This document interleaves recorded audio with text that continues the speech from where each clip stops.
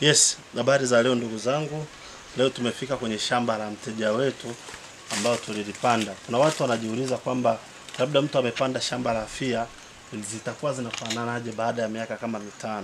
Hili shamba lina umri wa miaka 5 kama unavyojionea hapa, lakini bado lina miche mizuri, ndizi nzuri kama unavyojionea zimejaa. Fia ni ndizi nzuri sana inayofaa kwa matumizi ya kupika na kuivisha.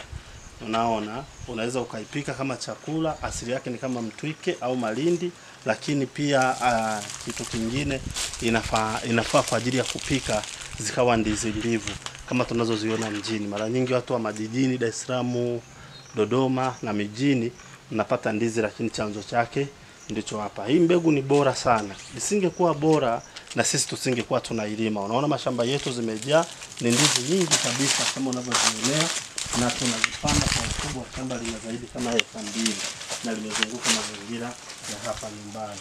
Kwa hiyo Fia namba 17 ndio habari ya mjini. Tunakaribisha sana Watanzania, njoo tujipatie mbegu bora kabisa ya Fia namba 17. Lakini pia kitu kingine ninachotaka kuhamasisha Tanzania, uzuri wa mbegu hii haina magonjwa. Yaani sijui ugonjwa wa Panama, sijui miauko, sijui ndizi zinakuaje, migomba inaanguka, sijui inaungua na nini. Fia hiyo haipo. Hii ndizi ni bora kabisa, imejaa kiviwango, inafaa sana. Kwa hiyo mimi nazidi kuwakaribisha sana. Njoo tufanye kazi, njoo tupambane. Lakini mwingine anajiuliza, je, nikipanda Fia naweza kuwa napanda mazao ya msimu? Unajionea. Mahindi yamepandwa, maharage yamepandwa.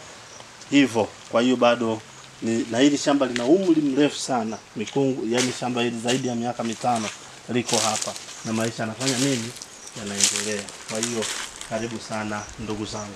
Asanteni sana kwa kuzidi kuungana pamoja na sisi na kuzidi kutufuatilia. Mche mmoja tunauza, nadhani bei elekezi zote zitakuwa zinajulikana na kila kitu kimeandikwa hapo mtandaoni.